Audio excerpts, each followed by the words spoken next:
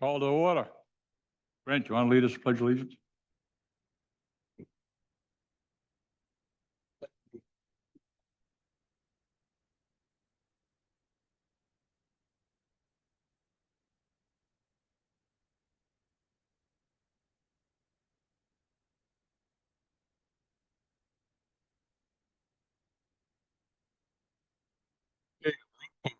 Just remember to talk into our mics. You would please? We have one up there. Tice, Here. Betty Harris Howard. Here. Richard Dory, Present. Brent McCarthy, Present. King, not appear to be present at this time. Gregory Stewart, Present. and we know that Jamie Wolf and, and Aaron Chase will not be present this evening. So that means Brent's got, Brent's voting, right? Appointing him as voting, yes. Okay, and first order of business, the acceptance. Y'all can hear me all right? All right, thank you. Acceptance of minutes from June 11th. I'll entertain a motion. Mr. Chairman, I'll make a motion to accept the minutes of June 11. Brent moved. Second. Greg second. All in favor? Approved. Next is June 25th.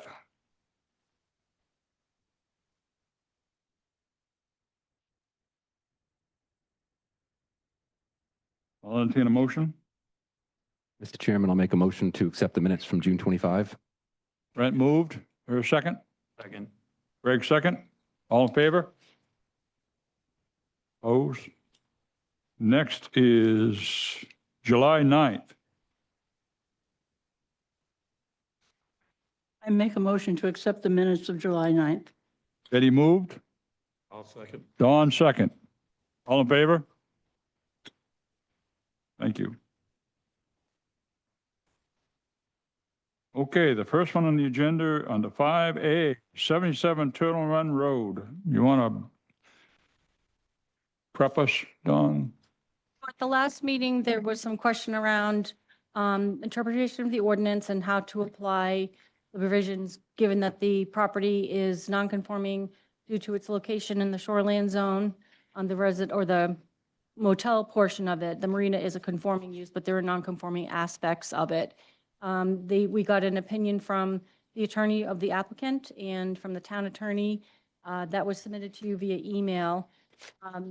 So that you have that information. Neither of those attorneys could be present this evening, but I did participate in a discussion with them on Friday via a video meeting. So hopefully any questions you have pertaining to their written interpretations, I can help supplement that. And then the applicant is here as well to discuss the application. Okay, and this formally is a public meeting today for It is. public input, correct? Correct. So you have deemed the application complete. You have visited the site. You've discussed this at a couple of meetings. And so this evening is the formal input. And then any point after that, you could make a decision. Okay, so go ahead with updates now and then get public input. Yes. Go ahead. You know where the mic is.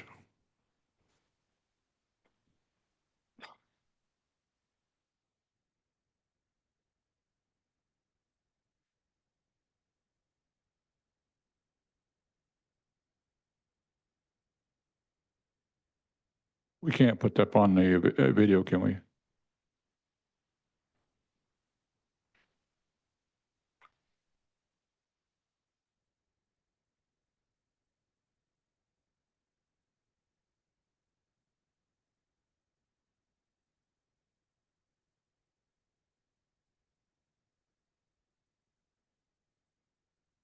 I don't think it's on. Yep. Good evening again. Ben Murray from A.E. Hudson, Waterville. Nice to see you all again. As Don explained, since our last meeting, we have got these definitions from both lawyers. And I think it explains clearly what we're looking to do with this condo conversion. And again, just to explain it to people in the audience, this is a conversion of the existing units on the property from rental units to condominium units that people can purchase individually for their own property. There is a total over 38, 39 units currently. We're taking the hotel motel unit that's there currently and dividing the units in half. So it's actually a reduction in the number of units that will be on the property. The entire property will be converted to a condominium association. Then the association will be responsible for the upkeep of the property and the exterior of the buildings as well. As far as the property itself, there are no proposed changes to the exterior or additional impervious area. There's no proposed parking spaces as far as new gravel, new pavement, any of that. It's all staying the same as the current use. Basically just changing the ownership type of the property, going from these rental units to individual owned units that the owner can sell off to people. So on the plan, you'll see, as we described in the past, we have several easements on the property. The property is serviced by public water and sewer. There's a sewer easement that goes through the property down the middle. And we have some easements as well for the restaurant for access through the docks. And we also have easements for the marina to their dock slips as well. We have looked at improvements for water quality as far as putting a maintenance plan together for the one catch basin that is on site, as far as cleaning that out on a yearly basis. Any sediment that's in the bottom of that, we've entered that into our application and condo docs. We've also put stipulations in the condo documents that the vegetation needs to be maintained by the ownership of the condo units. So especially the grass out in front of the hotel area, that it needs to stay vegetated.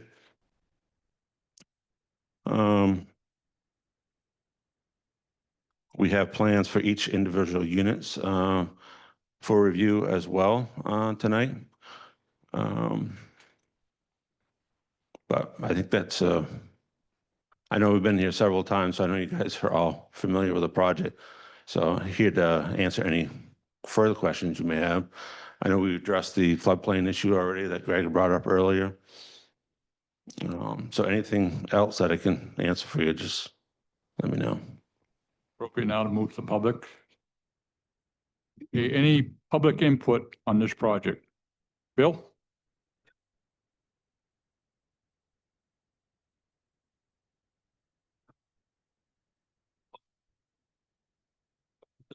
Theme of development, I guess, the agenda had not only the lawyer's opinion, but the a letter on the parking for the marina. And as I think I've mentioned to several of you, when I looked at the plan that was submitted for the parking, I strongly dispute what is presented on the plan.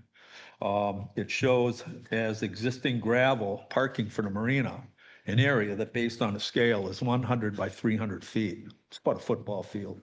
And I know that area in there. And I would say that most of the boats, trailers are on grass. The front end of the cars on the left side in there are on grass. It might be 40 feet of dirt or gravel sand down the middle. Yeah, I don't think it's looking at Google Earth, and I've done a time lapse or a time series of Google Earth photography or from satellite imagery up to 2025, and it does not come out to be 300 feet by 100 feet.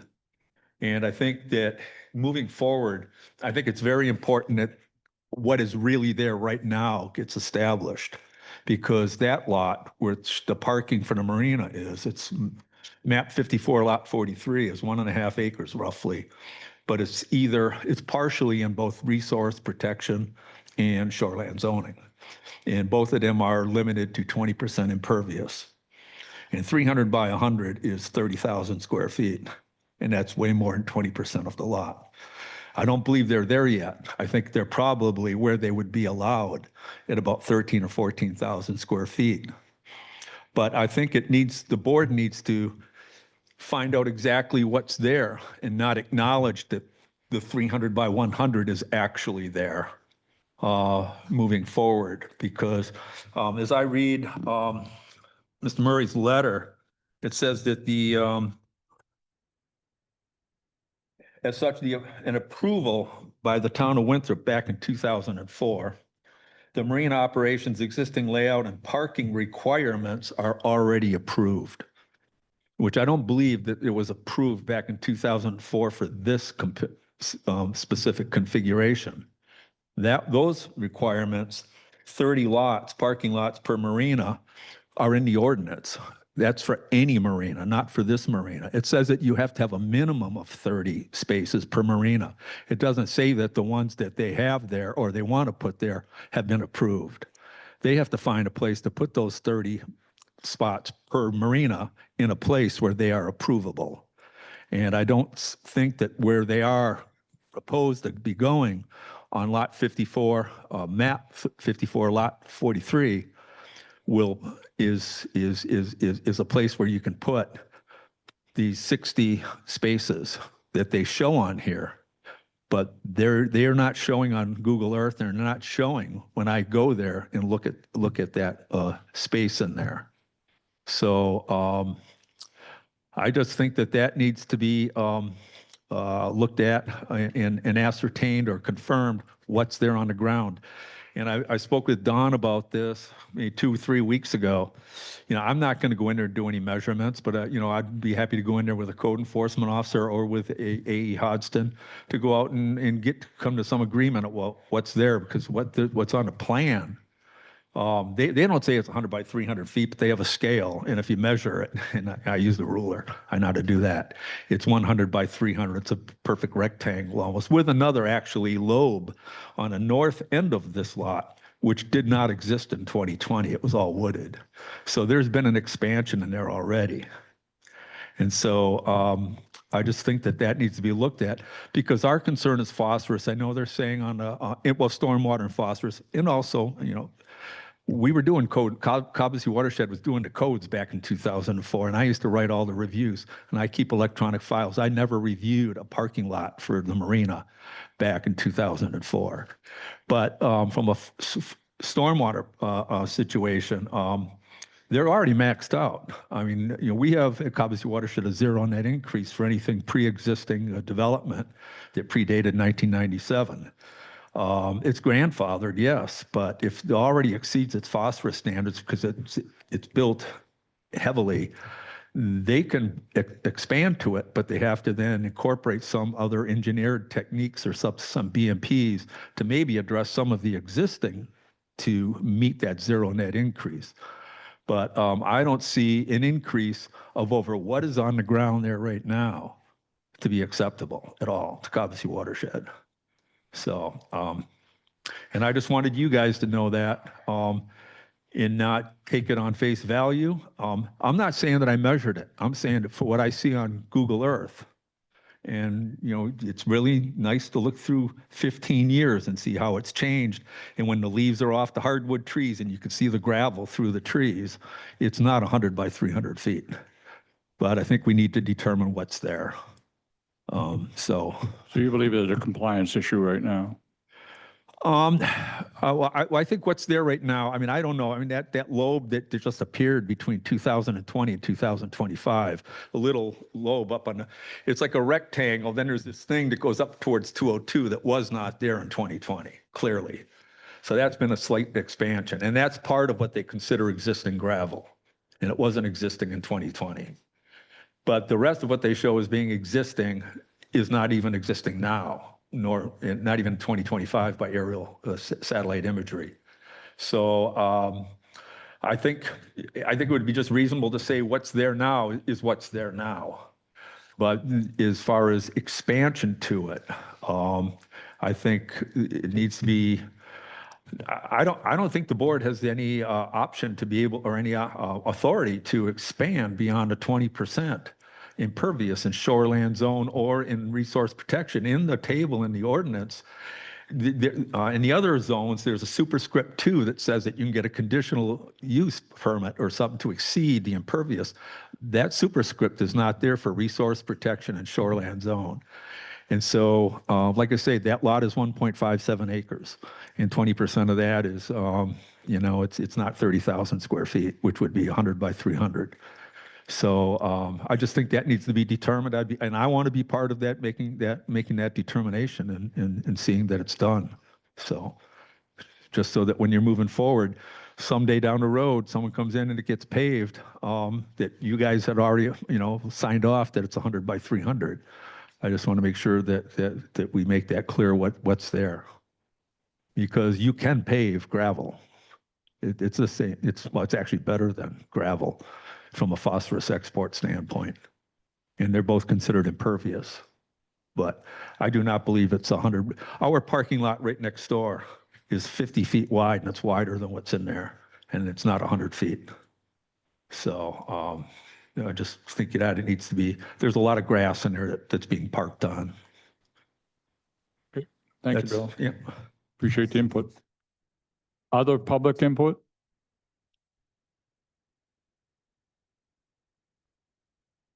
How about online? So I'm assume the public portion is complete. Giving a second here. Speak. No other public input? Okay, Brent. Thanks for the overview, Ben. At one point, Don had asked, this was a couple meetings back, about why the marina, the cafe, and the ramp and whatnot are still within the condominium association proposed transfer. Why wouldn't you exclude the marina piece and the cafe out of that completely, so there's no, not necessarily confusion, but I think it adds complications probably for you as a business owner if your business is located on the conservation, on the condominium association lands. Yeah, And I was just hoping to get an answer to that. Thanks, Brent. Yeah, I think if you look in the letter from Andre, he does note that excluding it from the condo association. I've still noted it on the plan as a unit 1, only because it's on the property itself. But he did note it in his letter, I think it was first, second paragraph, about excluding the marina from the actual condo association. Thank you. I must have overlooked that. I apologize. Problem. That the land. The total land would be part of the association, but the marina itself would be excluded from the association. That would be all association land. We can't create a new non-conforming property there, so all has to be on the one property, but the marina won't be part of the association itself. So what did the lawyer mean then? Lawyer mean, You just referenced his words in his letter. What did he mean? he means that they won't be part of the ownership of the condo association. What about the liability? Liability, that's a good question for the lawyer. Fuel tank leaks in the lake. Mhm. They will have an easement over that land, but they won't be a member of the association. I believe that was his interpretation. I'm set. Thank you, Mr. Chairman. Yeah, so that kind of leads into my fundamental question. I'm sorry, I've had a tough time articulating this. So right now, the marina and the motel are the same business. They're joined, and they're both non-conforming commercial businesses in the shoreline zone. Based on your lawyer's letter, the marina is going to be separated. So it's going to be two separate businesses. So that would mean you'd need to come to the board for two separate conditional use permits based on our ordinance. That's the requirement. Now, based on our lawyer's interpretation and your lawyer's interpretation, if the use isn't substantially changing, then, you know, those things could be grandfathered. But we need to have both of those applications. We had this discussion kind of going back and forth. Well, we're not going to talk about the marina. No, I think we have to talk about the marina. It's a separate business. Part of that parking lot is in the shoreland zone. That has to be included. We need two separate conditional use permits because I think that's the only way we can kind of understand everything. Because that's my charge as a board member, is to interpret that. And that's the way I interpreted the letter. That may not be the way everybody else did, but that's the way I interpreted it, is that you're separating these single-use business, commercial in the shoreland zone to be two commercial businesses in the shoreland zone. So we need two conditional use permits. Each piece is going to have its own, you know, trying to make these, if possible, can we make it more non-conforming? These are both non-conforming commercial uses in the shoreland zone. So can we make them, can we grandfather? Because like you said, you're not changing the use, but we still need a conditional use permit. So just so you understand where I'm saying is that I need to have two separate plans, one for the marina, one for the condo association. I think we have a lot of the information, but I think we had a discussion at one point and people were like, well, we're not talking about the parking. We're not talking about the marina. I don't think we can do that as a board because to me, the interpretation is the marina is a non-conforming commercial business that is going to be separated. We're separating the motel and marina into two businesses. We have to have two conditional use permits based on our ordinance. That's my interpretation based on what your lawyer and our lawyer said of our ordinance. So that's just so you kind of understand, I think, my perspective is that we're going to need the marina piece of this discussion. Bill's got a question. Bill?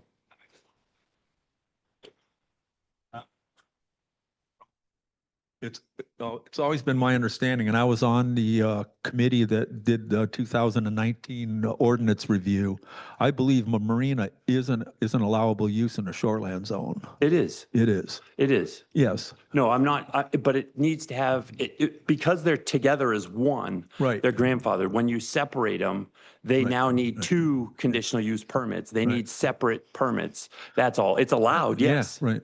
And they're not going to be able to fully conform, and that's understandable because the existing, everything that's there isn't conforming. So I'm not arguing the conformity. I'm just saying we have to have two separate conditional use permits because they're both in the shoreline zone and it's going from one business to two. Okay. So that's my understanding of the ordinance is you have to do a conditional use permit if now it's two businesses. They're each going to have their own, let's say, grandfathered pieces.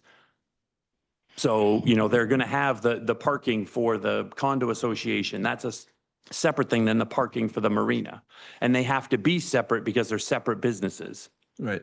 So that's really my understanding is making Okay. sure that we have to keep those two separate because we're taking a single entity and breaking it into two.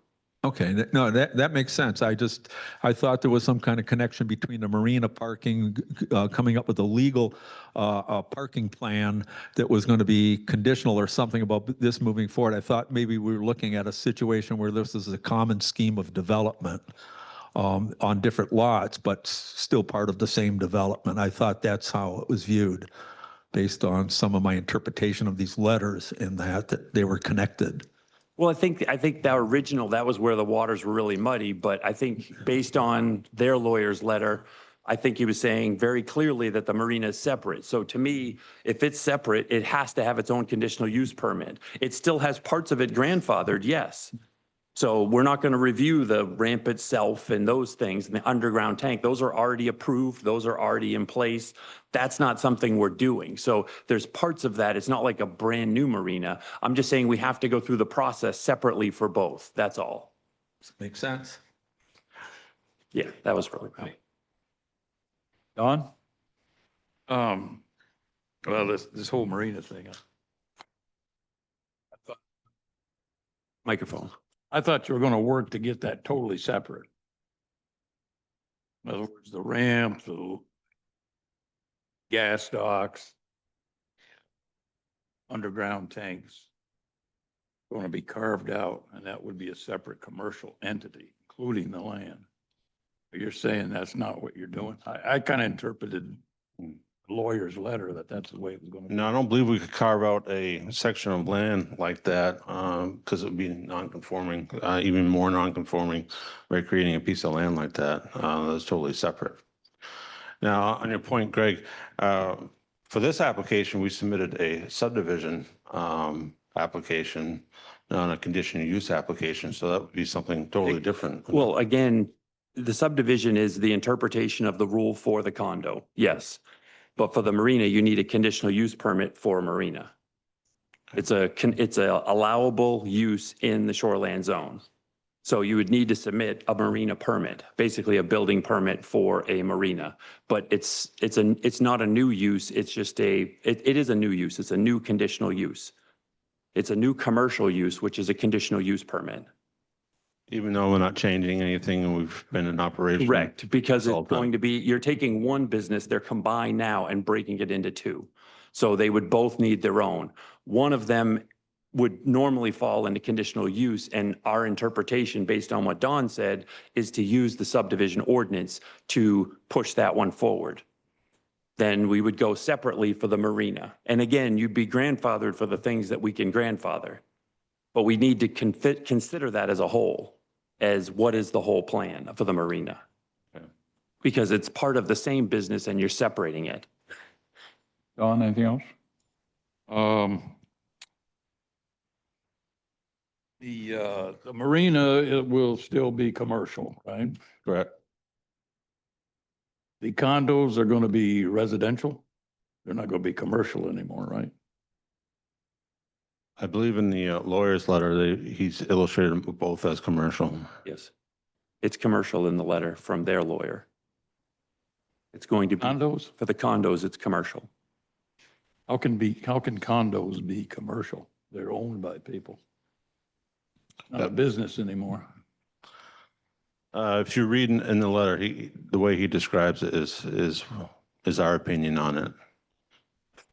The condos up the road are residential.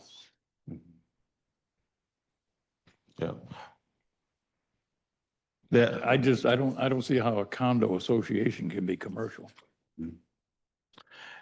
It's just my opinion. You all set down? Yeah, and you still got in there that the owners can rent these out on a weekly basis, right? that is in the lawyer's letter, correct? Yes. Okay. That's all I got. Don? Excuse me. So a couple of notes on what people have said and from the conversations that I've had with the attorneys. The actions that I believe should be taken, Greg mentioned conditional use permits, but I believe that there are two actions that would be taken that would be maybe the same outcome, but different from a formal perspective. One is that there would be a findings for a change of use for the change of form of ownership for the motel, the commercial use, non-conforming structures, and the reference is 9D3. In both the attorney's letter in referenced from the town attorney, there was agreement that this is a route that could be taken, and was looking at that section of the ordinance and making a finding that there really wouldn't be in there specific criteria, but essentially that there would be no effective, there wouldn't be a greater impact from changing the use in the non-conforming structures, so that they would be residential at that point if the board makes that findings. And then separately, and also, so the change of use and the subdivision criteria, which the applicant had already submitted information addressing the criteria or asking for waivers. So there's been some discussion around that. And then separately, the conditional use criteria could be looked at for the remaining marina aspects, looking at, you talked about what's non-conforming, what might need to be addressed, and what is just grandfathered and continues. So I believe, based on the conversations that I've had, that it would be looking at findings for the change of use in condominium, which is the subdivision regulations and the non-conforming section of the zoning ordinance, and then looking at, making a findings for that, and then looking at the marina would be the remaining commercial use and how that fits under the conditional use criteria. When they become residential at some point. That, well, so the request is based on both attorneys' opinions, discussions that I've had with them, that the way it would fit in the ordinance is that it is currently commercial. The use is the year-round rental of these. They can fall under the definition of dwelling unit, but because they have that component of having a kitchen to it, but they have been used commercially, but the board could find that they're not having a greater impact under the criteria of 9D3 and permit as a residential use, in that the form of ownership would be changed to condominium, independent ownership of the units, and that's under the subdivision law. The state requires you to look at that under the subdivision law. So That is going to happen. it could happen. Could happen. Those are the legal routes that everyone, we discussed this on Friday, believe that would be the direction to give the board to consider those criteria.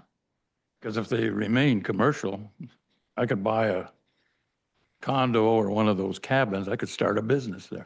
No, so if, let's say you had a mall and the mall, all of the stores in the mall owned their space, that could be condominium. So condominium, remember, is a form of ownership and not use. So you can have a condominium that's a commercial use. You can have a condominium that's a residential use or a mixed use.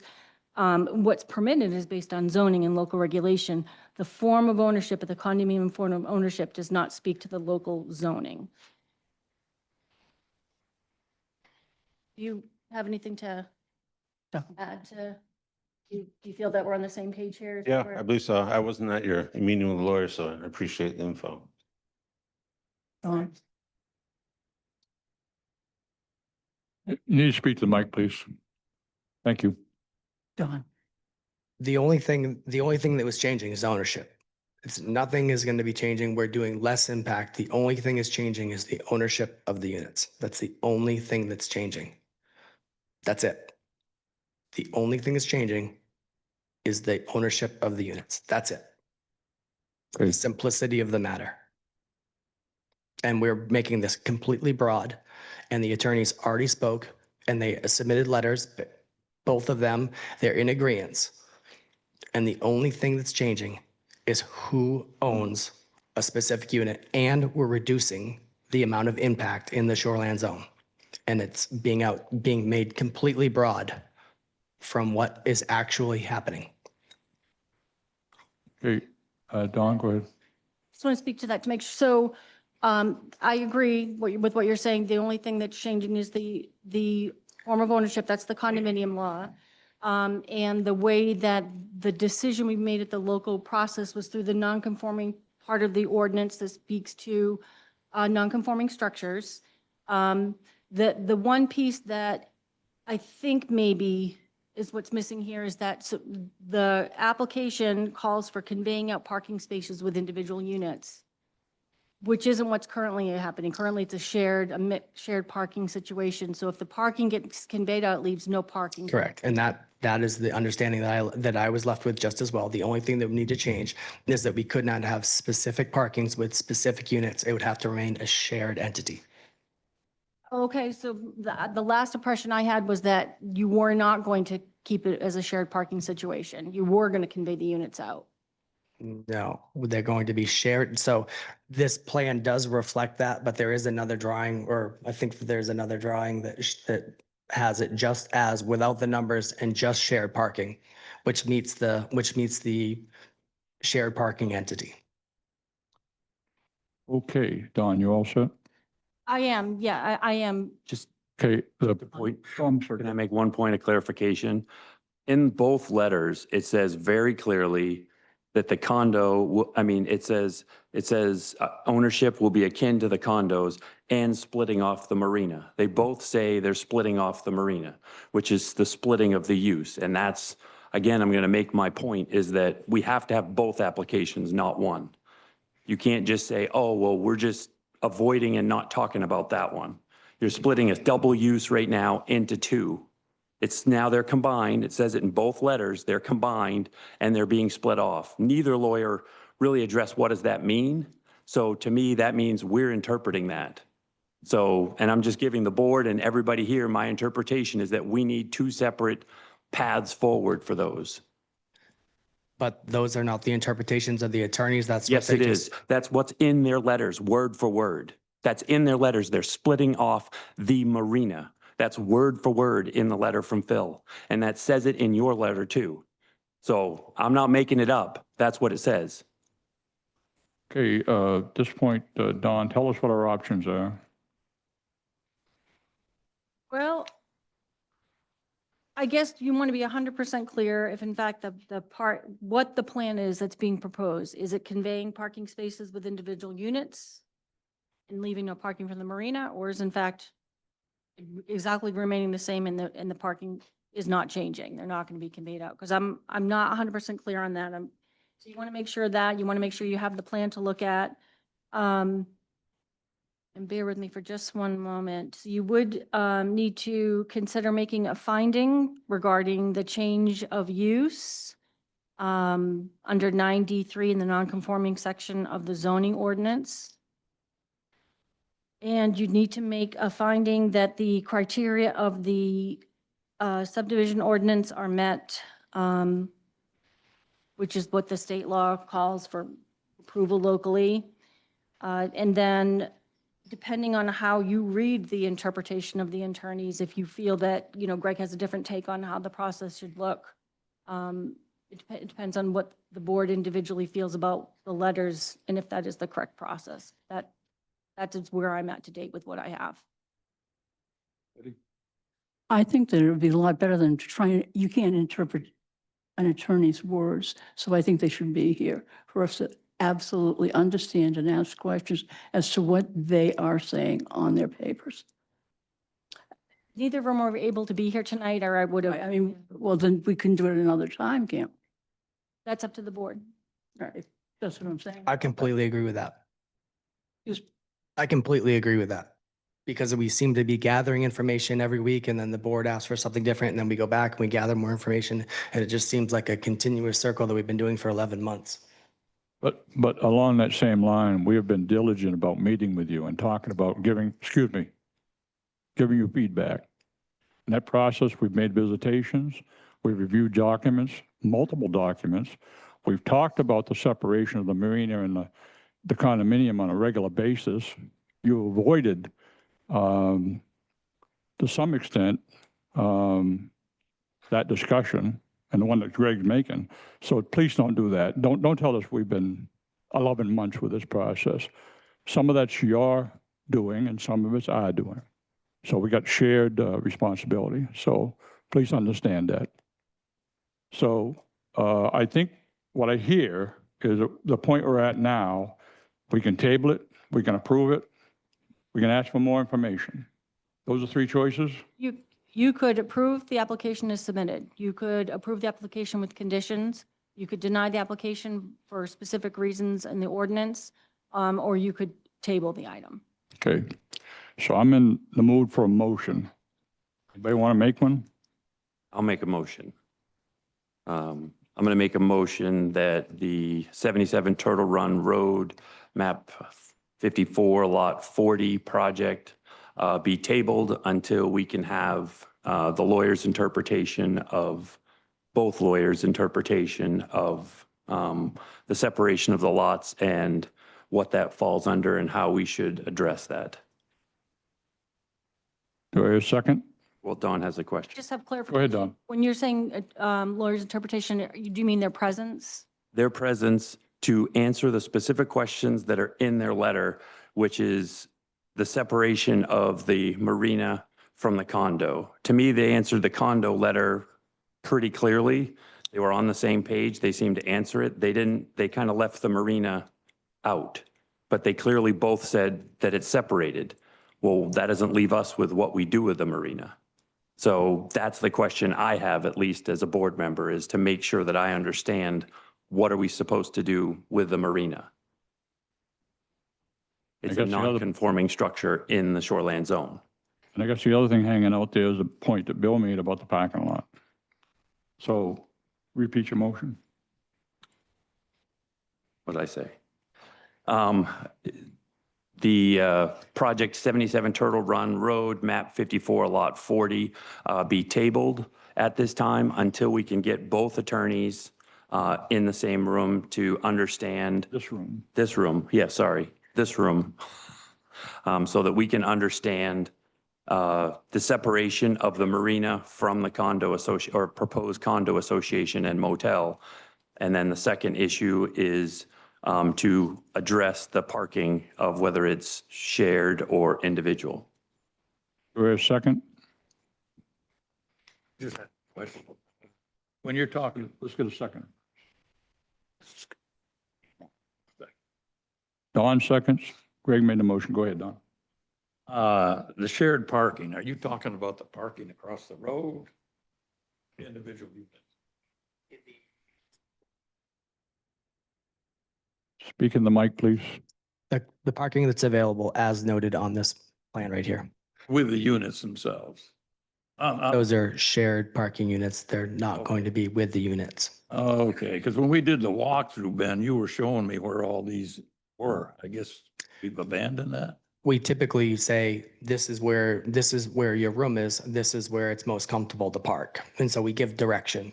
So Okay, I misunderstood then, because I was under the understanding that there were specific spots for each unit.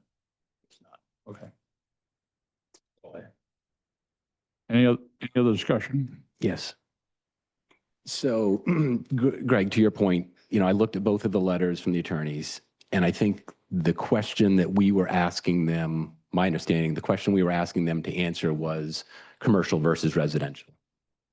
And I think they've eloquently not answered that question directly, but enough to give us direction to say, look at it under non-conforming use. So I think that to my satisfaction, that's been answered. It's not an issue of commercial versus residential anymore. It's a change of use of an existing non-conforming legal existing use. So then it gets from my perspective, gets to the issue of the separation of the condominiums from the hotel and then the separation of the marina. I'm in a position where I've got enough information to rule, to make a motion or to take a vote on whether we want to approve the existing application that's in front of us. And I don't think that that should be tied to what's happening at the marina. I think the applicant is well aware that the Cobussy Watershed District has some concerns about what's happened to that parking lot. I'd like to ask the applicant, I mean, if we were able to move this forward and put the condo application behind us, would you be willing to come in and talk to us about another application for conditional use for the marina and to resolve the parking issues and the concerns that the Watershed District has? And if you don't want to answer that now, that's fine too, but no, this is actually to the applicant, I'm sorry, but I'm kind of looking at you at the same time, Bill, to give you some support here. Separating these and then going forward with the marina as it is, if in fact there are not 60 parking places on that map 54, lot 43, the triangular spot, and the ordinance states that in marinas requires a minimum of 30 lots per marina, and I understand they're saying there are 2 marinas here. There's the marina for 55 to 59 Turtle Run Road, which is where those other cabins that they purchased are, and they put the new slips there. And then 30 for the motel type marina by the pumps. So that's 60 parking places. Well, the concern I guess I would have if I were them moving forward then, if they are required to have 60 and they don't have it, where are they going to find the 60 parking places? Because that's what they're required to have that marina. I don't recall the marina coming before the planning board when they added the slips in front of those other cabins. Maybe I just wasn't made aware of it. I don't know if the parking was ever considered by the planning board or anyone when there were all of a sudden 2 marinas, when there was one that used to just be Andy West's marina, and then the other one at 55 to 59 Turtle Run Road. So I guess that would be my concern, is where are they going to find the impervious spot in resource protection and shoreland zoning to find 60 parking places in a traveled way. So that would be the next step, I guess, if they're going to go conditional use there. Thank you, Bill. Just to respond to Brent's comment, I think I agree with you, Brent, that they answered the question on how we're going to transmit the hotel into the condominium. But it created a new question, is what happens to the marina? And I think that is our purview, because Bill McGonigal just said exactly what I was thinking is, well, the applicant doesn't necessarily have to come back. There's no separation. What happens to that? Right now they're together, right? And this is going to break them apart. We can't do one without the other, in my mind. We have to have both. So I think the condo association, I agree, we've done our fact finding, we got our determination, we got how it's going to be commercial, transmitted through subdivision ordinance to be residential. We've got all that. So we've got the answers we needed for that. What we don't have is what happens to the marina. And those are linked right now in the same business. So I think I would say, I know I wouldn't vote on that, because I would say, no, we can't do that because we don't have the answer to the other half of the business. Okay, any other input? All in favor? Of Greg's motion? Yes.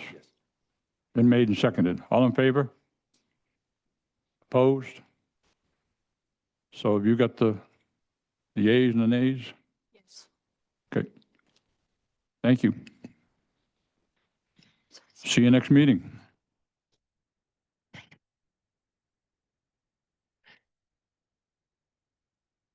All right, next on the agenda. 12 Haywood Way.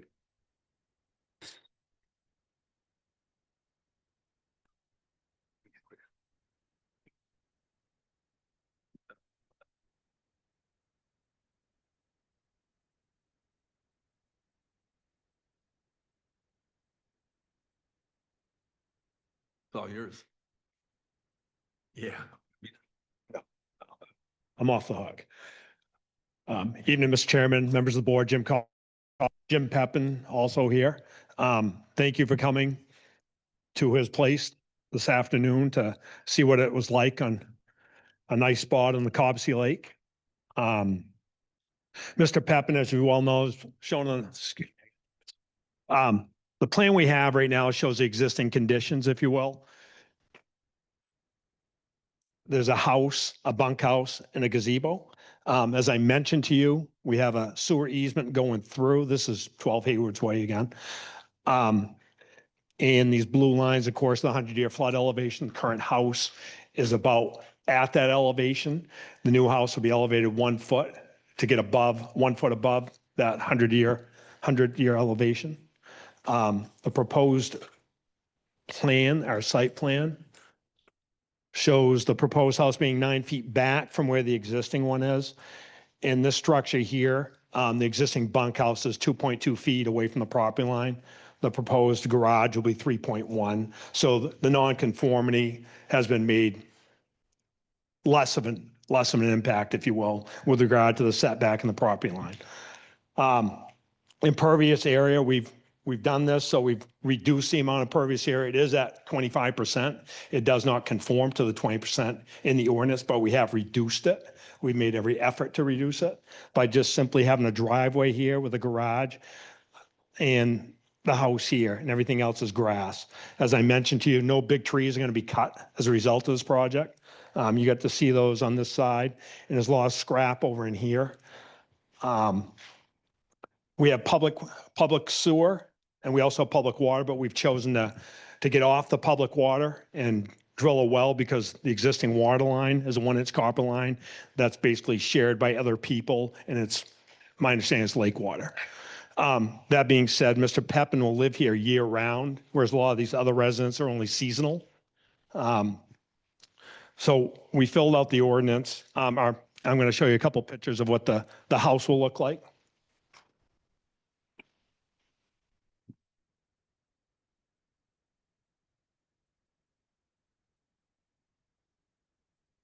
So this would be the Peppin residence. It'd be on the shore. This would be the side elevation, if you will.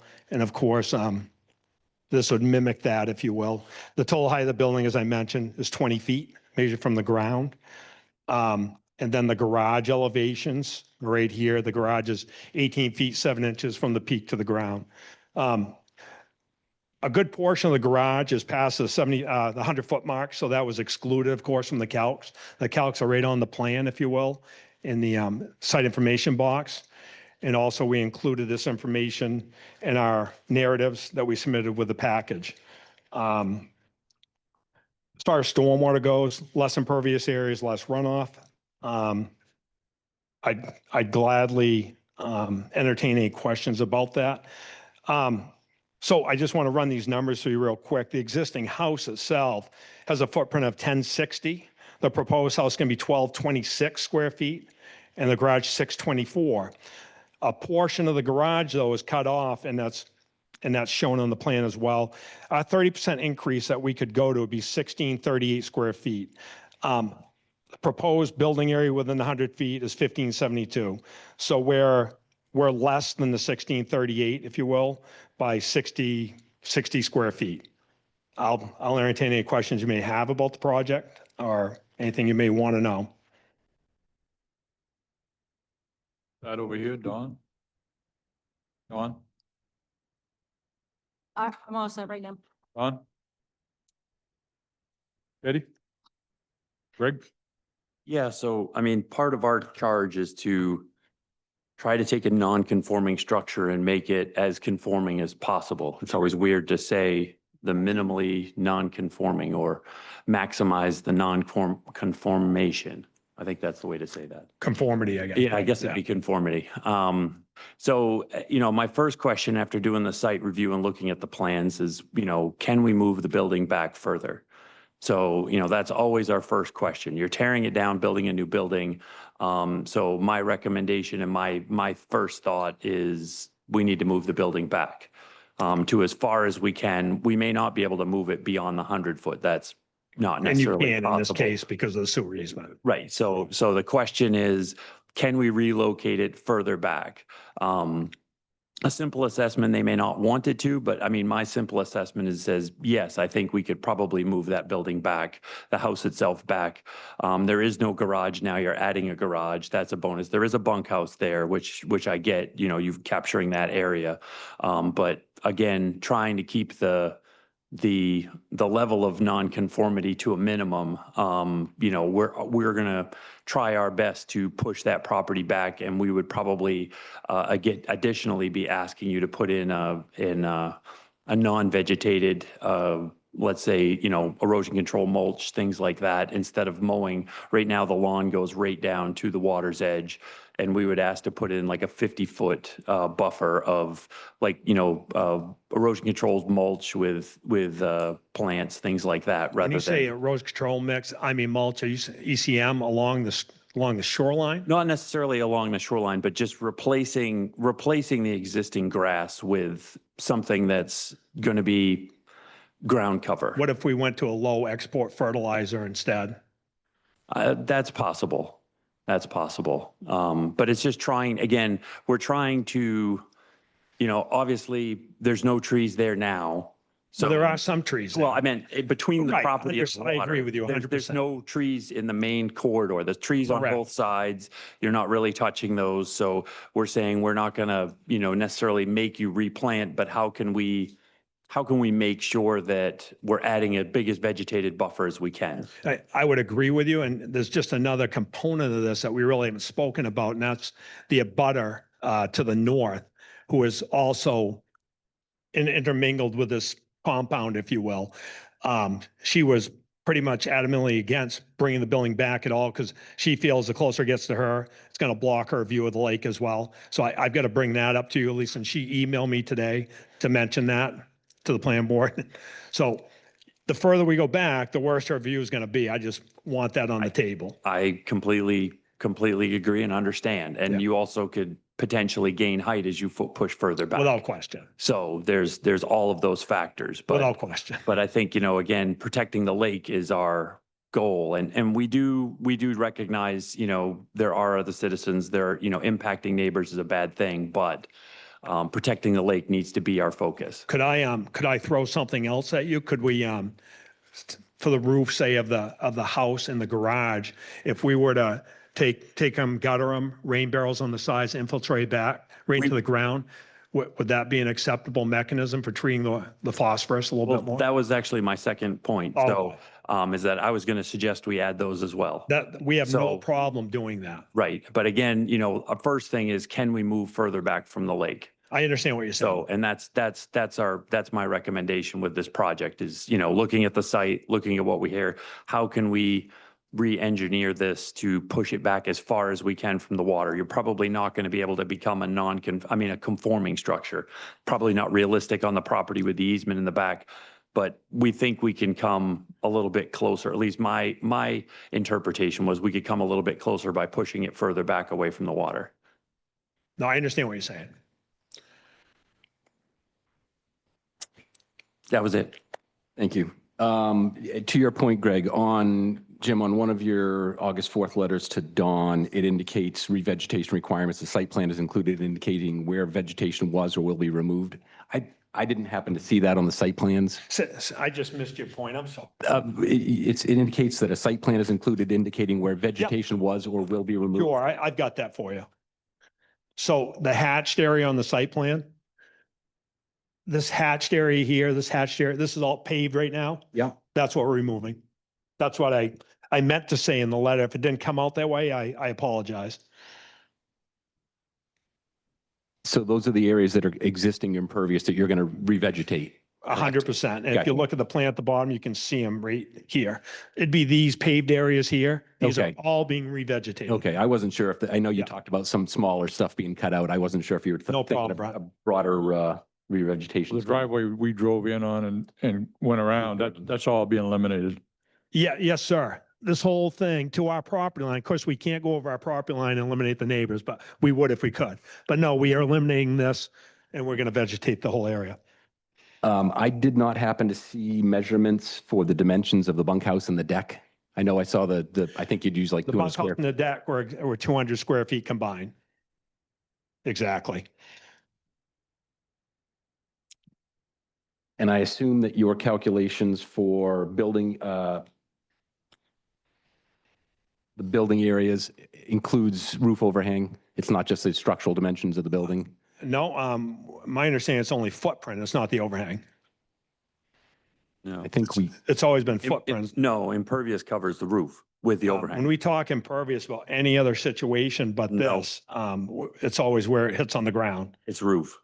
Let's, well, I'm going to be Mark? devil's advocate to that statement and we have a rain going, for instance, and it's going sideways. I mean, Well, The calculations for impervious cover I'll are fix the calculation. I still think we're good because we have 60 square foot. probably fine But because you're I've taking. never heard of that before. And I think if Bill was here, all right. No, I'm pretty No, sure we're he'd good. agree with us. He was in one of the meetings when we discussed this. Okay, No, well, it is the roof overhang. no, we'll make that. Expansion is the footprint, but impervious cover is the roof.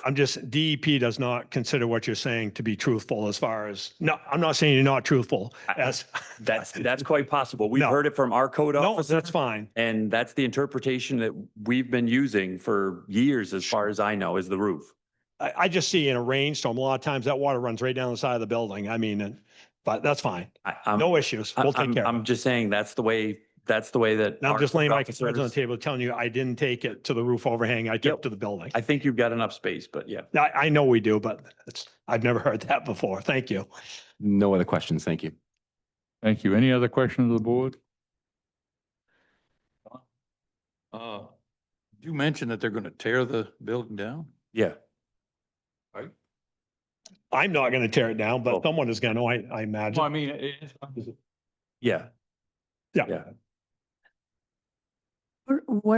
What is a bunkhouse?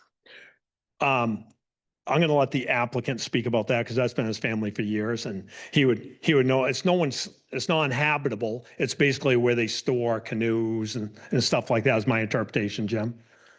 what's a storage building then? It's a shed. So it's for storage purposes only? No one sleeps there? No, it's not inhabitable.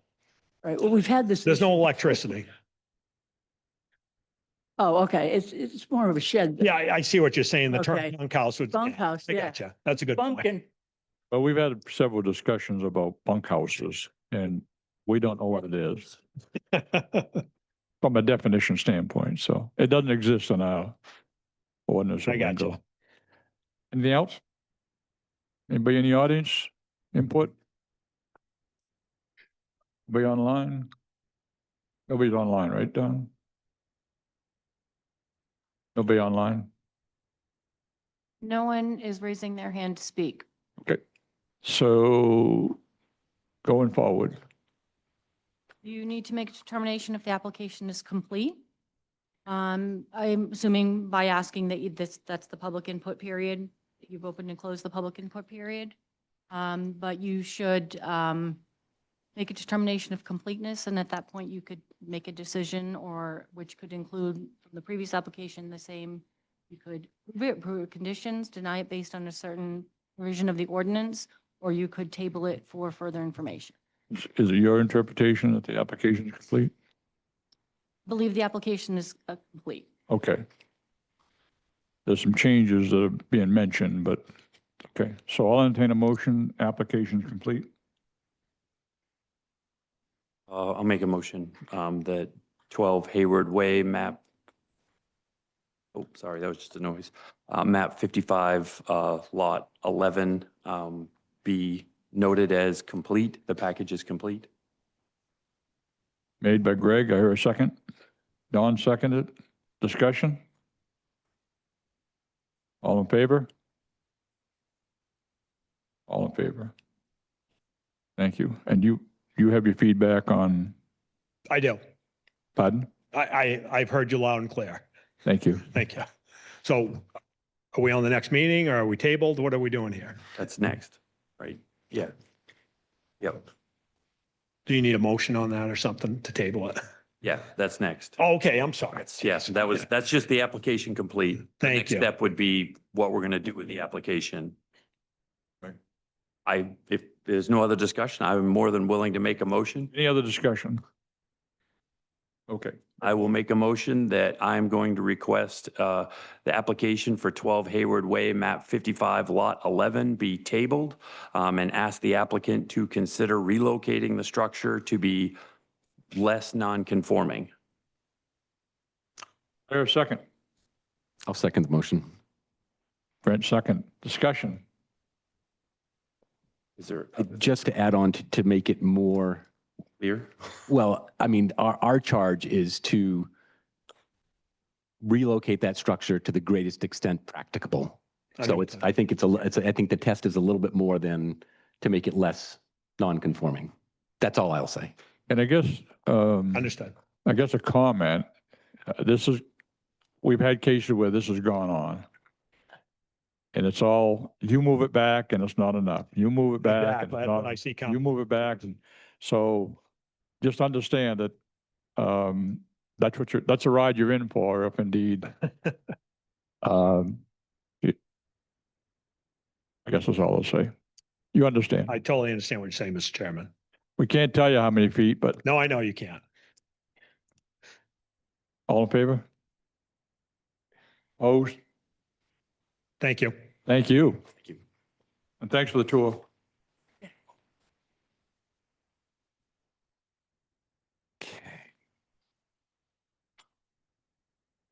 Okay. 69 Yukon Lane. Please step forward. And this is the pickleball court, right?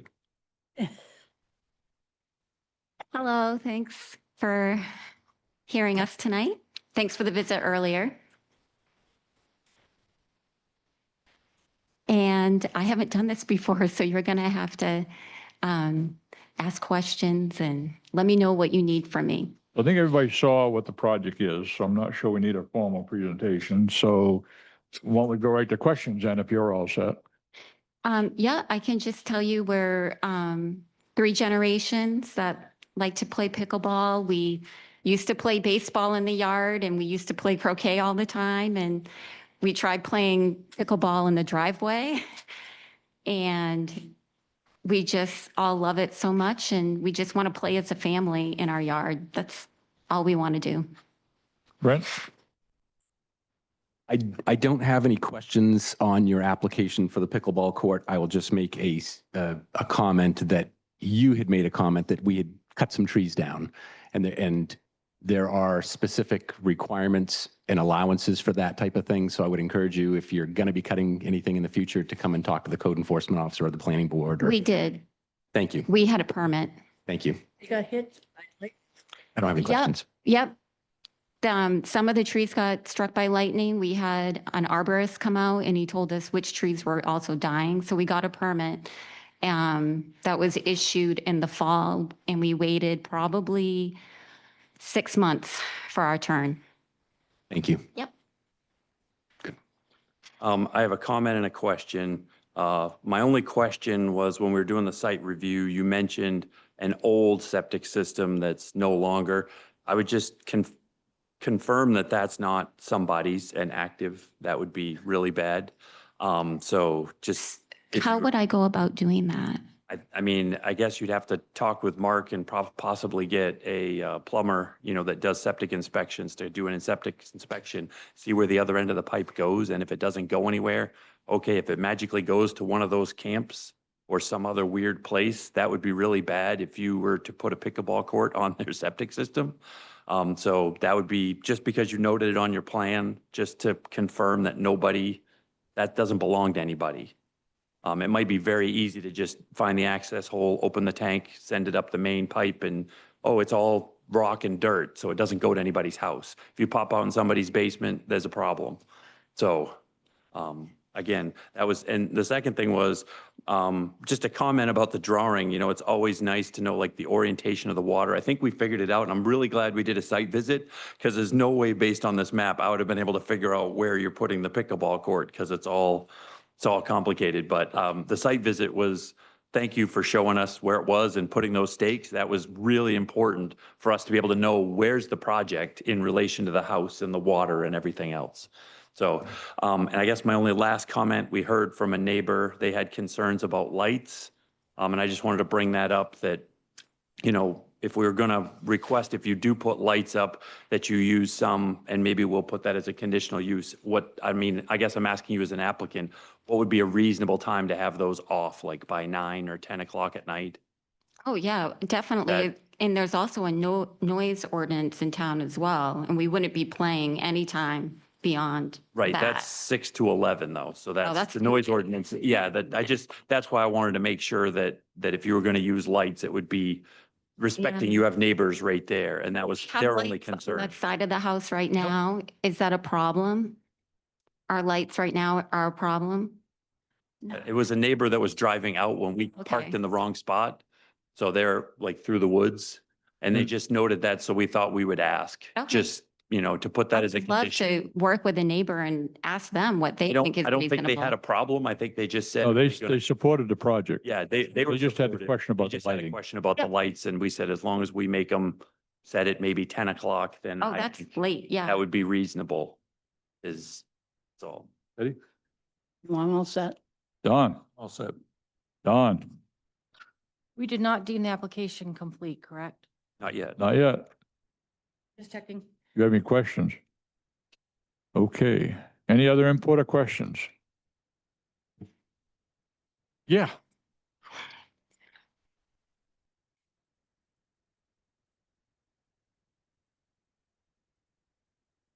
I agree.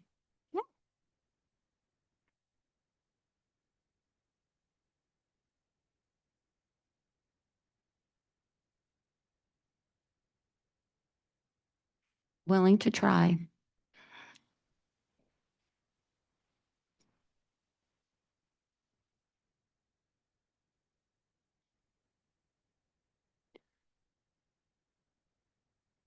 We're willing to put a fence up in the back. We are within the 20 feet setbacks as well.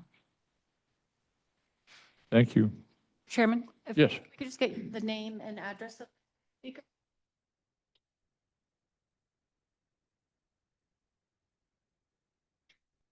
Thank you.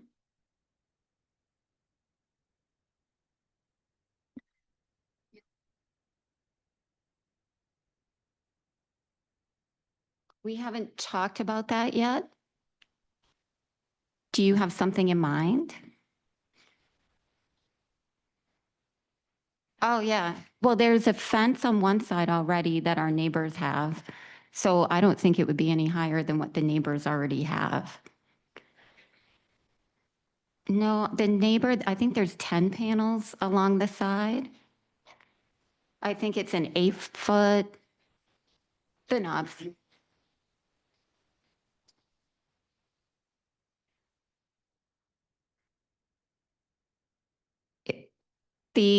Right, so the view, the lake view, if you were standing on the pickleball court, if it's there, you would see Birchwood Road, I believe. None of the houses.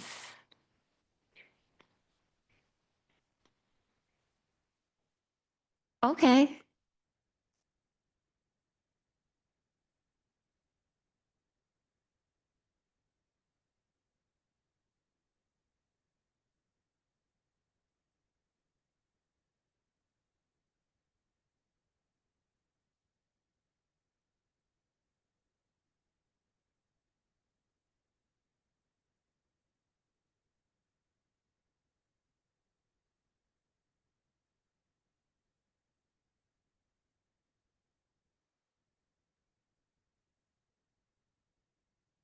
They're going to speak, then we can't even hear.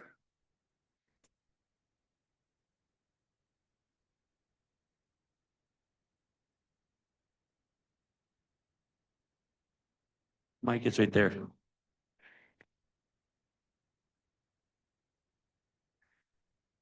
So Thank you. I'm somewhat familiar because I kind of, it's a concern to us too, to be good neighbors. Kittery, I believe, has 3 outdoor courses, and I think York has something like 6. This would be a single-use outdoor course for family. So it would be no different. I mean, we would still be subject to noise restrictions, so it would be no different than if we put like 3 or 4 horseshoe pits back there, or we had large family gatherings and played loud music. Just our family. So, yeah, and if you look directly out, do you know where they cut the trees? CMP came in and cut the trees.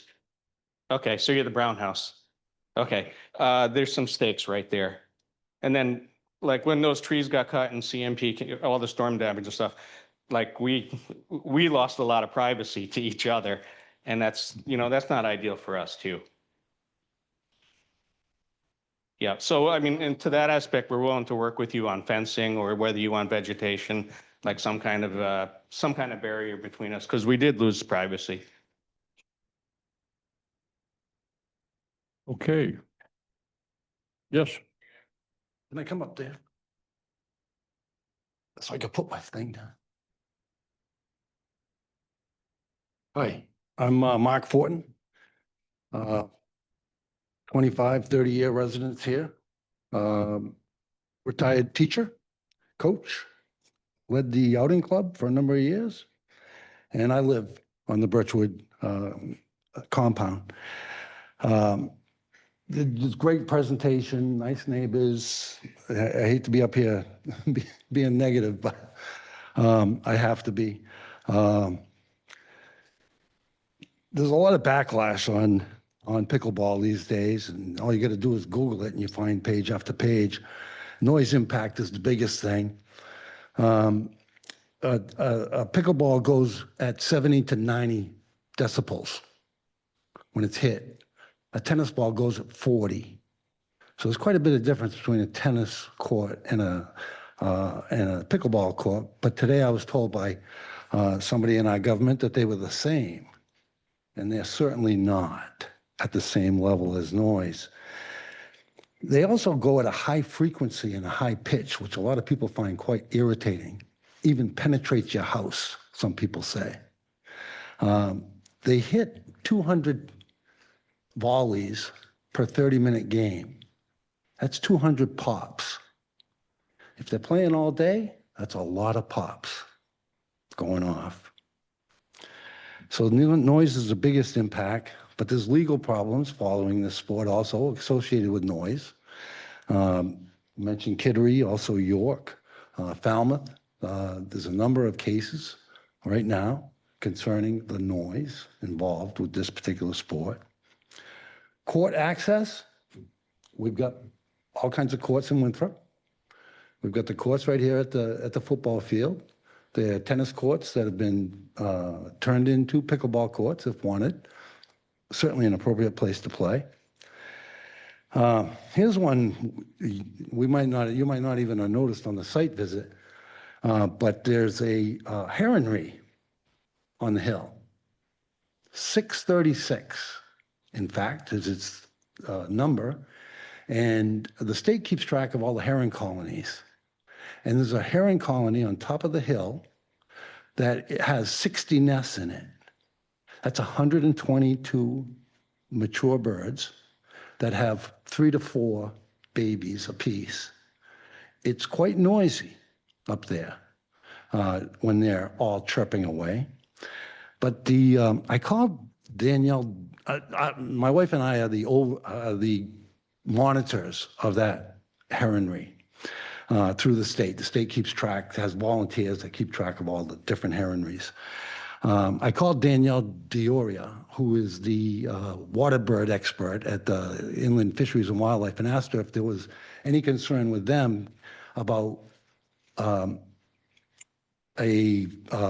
athletic activity, physical activity, or what's the word I'm looking for? It's not athletic, it's an outdoor activity within the heronry zone. And she recommended, they said they recommend 660 feet from the nest for any outdoor activity. And they also restrict any permanent structures within that 660-foot zone. So I think animal welfare is an issue here too, even though we don't consider that very often. The last thing I want to say is property values. This fellow named Sam Dugan is an estate expert associated with pickleball litigation, and they're talking about the property values would go down 20 to 30% for the abutting landowners. Now, again, today I called the town office and I asked if I was just asking if we have any pickleball courts here in Winthrop, and we do. And I was talking and I brought up some of my concerns, and I was referred to as I'm not even sure how you say it, NIMBY, which I understand stands for not in my backyard. But I'm not sure this is really associated with that term.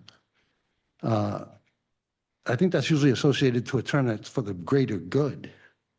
I see this pickleball court as beneficial to them, the owners, but certainly not beneficial to the abutting landowners. And it would certainly diminish our quality of life out there if we're listening to the pop of a pickleball all day. They say the pickleball goes between 70 and 90 decibels. A trash truck backing up goes at 85. I don't think most of us would want to hear a trash truck backing up in our yard all day. Thank you. Thank you. Any other input?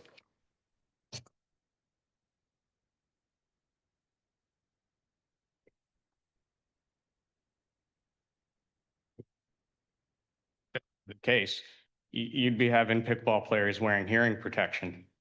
And it's kind of misleading to say all day. I mean, yes, we like the sport, but if you come to our house, the majority of the time that court's going to be unused.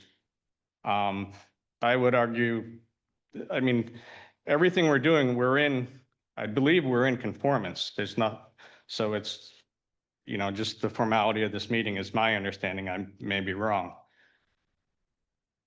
Okay, thank you. Yeah. All right, Dawn. Pass forward. I don't have any questions. There's been a lot of things that have been raised that you would take into consideration under your 14 factors. Was the application complete? Yes, I believe the application. Okay, so I'll entertain a motion. The application is complete. Got it? Make a motion that the application of 69 Yukon Lane, map 40, lot 15, application is complete. Very second. I'll second that. Brent seconded. Discussion? All in favor? Next step is what action we want to take. I have a question, please. Go ahead. I'm sorry, but I don't know what pickleball actually is and how it's any different than baseball. Can somebody tell me? Because it sounds a lot like baseball, but now we're hearing about all sorts of noise and I don't know. So I can't vote on something I don't understand. Could somebody tell me? It's like what? Oh, Ballot. it was like baseball. It's between ping pong and tennis.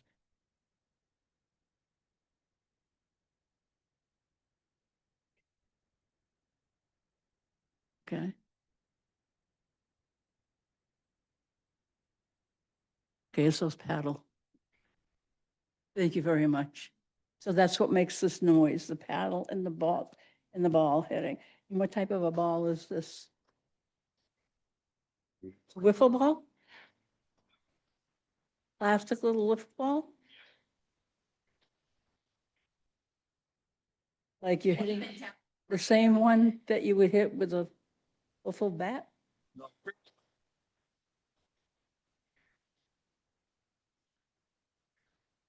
Okay, so the air going through it causes a lot of the noise, correct? When they hit it? Impact to the paddle. Well, so a good hit makes more noise.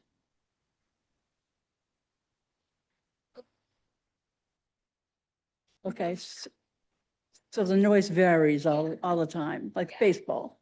It varies. Okay, thank you. So just to help you, Betty, I just Googled it. Pickleball noise, while not typically harmful to hearing, can be a source of annoying due to its high-pitched, repetitive pop, pop, pop sound. It said loudness, while not extremely loud, around 70 decibels at 100 feet away, similar to a vacuum cleaner, is still louder than other sports like tennis. So just to give you an understanding of what they're just saying, again, The on. comparison is tennis, not like baseball.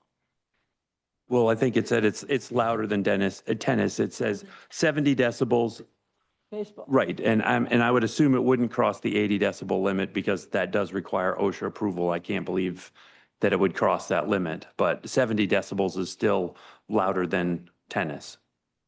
So just to give you perspective, And a vacuum cleaner. a vacuum cleaner 70. Thank you. What'd I leave off? We voted on complete. Yep. We got public input. Yep. Was there any more? No, we're good. So then do we want to make a motion? For what it's worth, I live on the lake as well, another lake, but I listen to Yahtzee dice all day Sunday and people yelling. And I guess the only other thing I've done some acoustic stuff in my life, and I don't know if there's any opportunity for acoustics. I assume you're going to put a fence up to contain the ball. Is there any opportunity? I got to believe someplace in this world that somebody had to solve that problem with acoustics, the noise that this gentleman talked about. How do you solve that?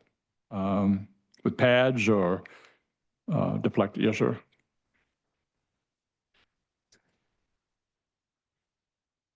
Vegetation.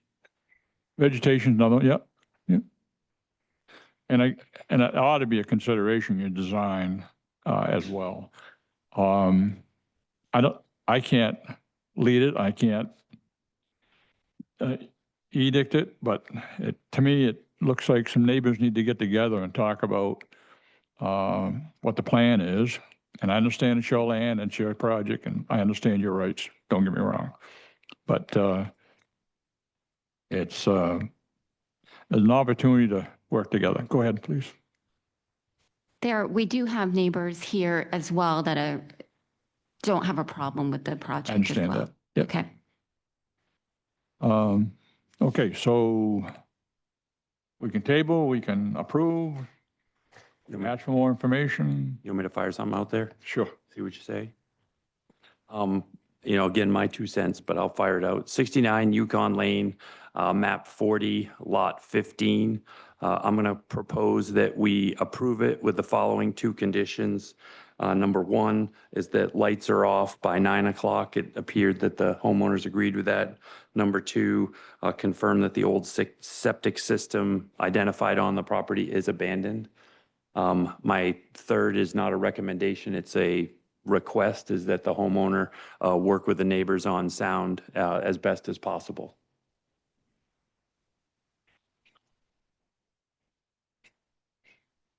I'll second it. On second, go ahead, Betty. I second it, and I certainly, well, what I don't understand is that we tell them to turn their lights off by 9 o'clock. Who controls when you turn your lights out? Do we? Who does? Where is who legally can tell you to turn your lights off at 9 o'clock? Question. If it's a condition placed by the planning board, it would be a code enforcement. So code enforcement, if the lights weren't off, would be the person who went to that house? Correct. Yeah, it would be code enforcement because it's a condition placed by the planning board. And somebody asked about it. So that's the only reason. And Other if the homeowner wasn't in agreement, I don't think that would be a condition, but since they were, it just seemed like a reasonable condition for the neighbors. Yes. Can I ask a question about, like, we have motion sensor lights right now, and I know that sometimes even in the middle of the night, they go off because an animal walks through the yard. I just don't want to get in trouble for something like that. I don't think it's, separate motion lights. It would be, I think the fear is that tennis court lights, stadium lights, if you put up substantial lights that really illuminated massive area around would be Okay. shut off by 9. Yeah. Specifically for the court itself. So your regular property lights aren't included. I didn't think we were going to do stadium lights, but, I'm just, 9 o'clock, they can be off. If you walk out the door, when you walk out the door, look down at the tennis courts and you can see what what I'm the talking, neighbors are talking about. yes. Yeah. That's what they're concerned That's what their about. concern was. You have a motion, I have a second. Do you have those recorded? Greg made the motion. The Don motion- made the second. I didn't have a second. Don. Don. And then I have lights off by 9, confirm the septic system is abandoned, and then you'd like them to work with the abutters to the best extent possible regarding noise. Is that, Yeah, we can't make that a condition, unfortunately, but but it's it's recommended. just a recommendation. Any other? I can't hear you.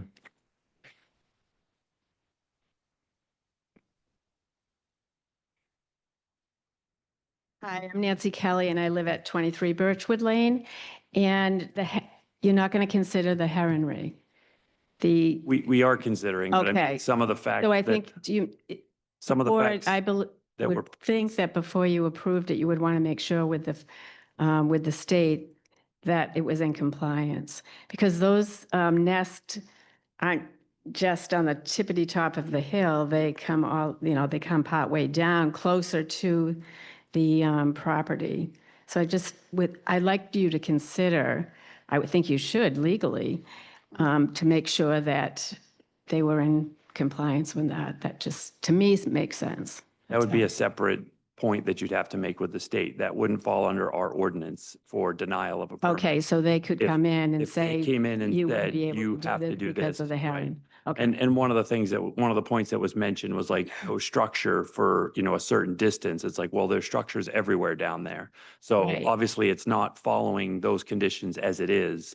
So. this Right, is- but the birds came after this. That's quite structures were possible, there, right? yeah. That's quite possible. And if this was Yeah. something that the state was to come in and say, no, you can't build there because of this, that's their purview. Yeah. Yeah, thank you. I want to get an understanding, what entity was it at the state that has this regulation? I'm not familiar with it. Okay, thank you. And I don't believe it's on their map. So they do have maps of endangered and threatened areas, and Well, that's probably part of the problem. So, There was a house built within the last couple years next to that area.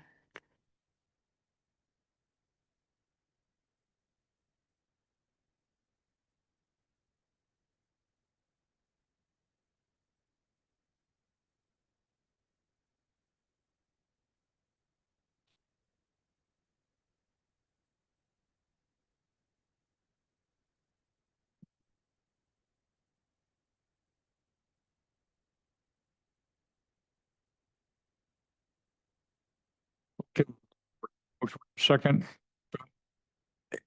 So I appreciate the thought, Greg, on having the applicant work with the neighbors to try to figure out some solution to sound attenuation. I think the applicant has stated that they're willing to do some type of a fence already. And I mean, can we just draw a line and say, thou shalt put in a fence of conifers?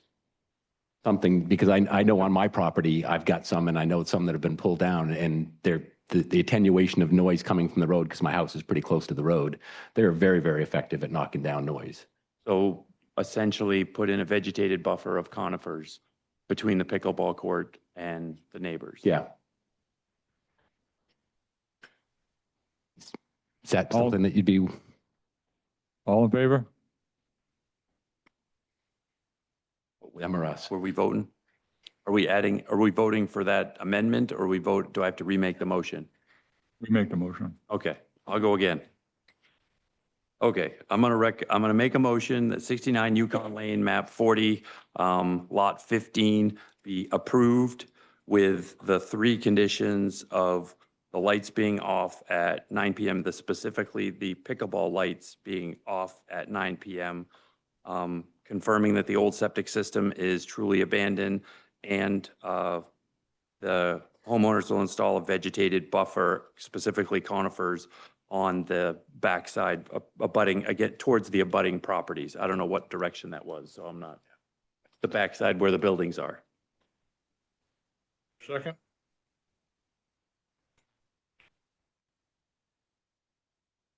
Discussion. All in favor? Opposed? Carries. Thank you.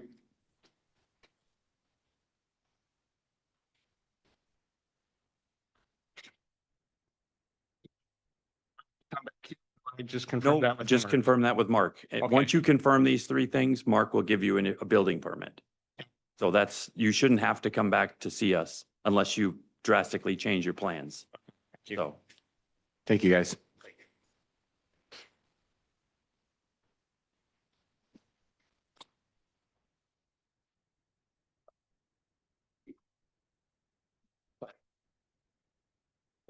They did. it definitely seems like it's off. It is hot in here. 89 York Lane. Rick, Guys.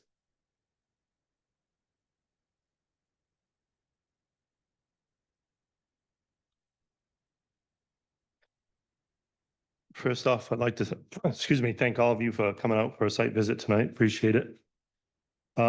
As we discussed on the site visit, we are proposing to jack the house up and put a new foundation under the existing structure. Also, taking the roof off and making it one, even pitch. As you see, it was, a fairly flat pitch on the front, trying to make it all 412 pitch, so it will be more structurally sound for the winter snow load and up to current codes. Also, we'll be putting in new septic system. The one that's there now is backdated. Steve Robbins, the site evaluator, dated it in the 60s. So I think it's probably well timed to put a new one in there. And due to the location where we can put the septic system, you're kind of limited at, you really can't move it back and keep your distances as the property line and the stone wall is there as well. That's kind of what we're proposing right now. Also, I had mentioned about adding about 1.5 feet to where the stairs where the deck and the stairs is on the front of the cottage. Would need to add about 2.5 feet, just enough to be able to turn and send the steps down towards the back of the house. That's approximately, let's see, it'd be like 16 square feet, something like that. But if that's, you know, a deal breaker, they're not opposed to just leaving them where they're at.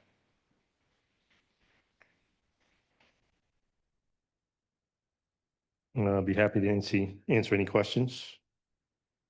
Yeah, just a question in my mind, the 4 on 12, is that a truss roof or is that? Yes, Traditional, yeah, manufactured engineered truss roof, yes. So it's truss for 50 pounds per square foot? and Yes, all that good stuff. yes. Yep. Thank you. Yep. Where did I start last time? Brent, go ahead. I'll take that as a no. I don't have any questions. Greg? So yeah, I had, no change. Where was my note? Okay, the expansion of the deck. So you're allowed up to a 30% expansion of the structure. So you're allowed to expand that. What Right. you can't do is increase the impervious cover over the 20%. Mhm. I didn't see the calculations, maybe I missed them, Right. but if they're not on here, I'm not sure if that property is above, below that, where it's at. If you're below the 20%, you could add that deck. If not, you have to remove some other impervious surface. Gotcha. Yep. So there's a Yep. couple sheds on the Yep. property, you shrink one and you generate impervious. So I'm Yep. not opposed to that. You just can't make more impervious Right. No, surface. no, So- more non-conforming. Yep. Yes. And like I said, that's not that big of a deal to them. So we could Sit on. leave it as is. Elliot Fair prepared the map, so he did for them. He did not do it for me. Yeah, on the Thayer Engineering, what page is it? Okay. One that has distance to the lake, the overview map. You have calculations for existing pervious status, just for everybody to be clear. It says the lot's 20,000 square feet. The current house, shed, gravel driveway, concrete block retaining wall is totaled up at 1711. So you would have space to do that. Yeah. I to see do it now. that. Yep. Yep. So. And you're not going closer to the lake, you're just going straight across and up, right? Right, straight, just Okay. out, it's basically about 2.5 feet, because the Okay. stairs are already there, so it'd be taking up some of the stair space, additional 2.5 feet towards the property line, and then headed back towards the driveway. Okay, I see that on this plan, it's just not on the overview plan, that's the Yep. existing, so Yep. it's not on there, Yep. okay. Just confirming that your elevation is gonna stay at the 20-foot limit. Yes, It says it on the plan, I just want to make sure that wherever we land, we're Yep. at that maximum height. Yep. Absolutely. No. Don? Okay, any other input? Okay, I'll entertain a motion to accept as complete. Application is complete.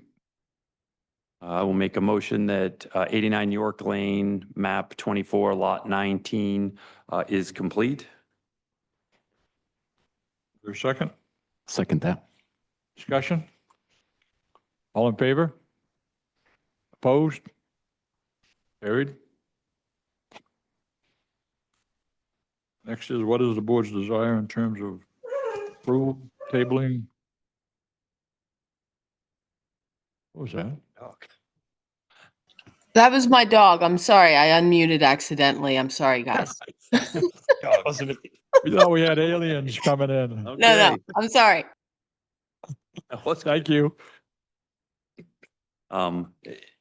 Just a question for the applicant, when they're installing the new roof and everything, could they install drainage systems coming off below where the gutters would be, either downspouts going into under drains or installing drains underneath the, if it's a metal roof or what, I don't know what kind of roof or whether you're putting on gutters or not. So how you handle the rain is going to Be be, a shingle roof, but what we typically do on most of our job sites, we'll do a stone drip edge all the way around the building. okay. We typically do that, and then I leave it up to the customers whether they want gutters or not. Okay. You know, with all the pine trees there, they're gonna get filled up or, I said, I'll leave it up to them whether they want to, but we will have a stone drip edge. You will, okay. Yeah. I didn't see that and I just wanted to, Yep. see if I put that as a condition, you wouldn't be Yep. opposed to Nope, no, adding absolutely that. not.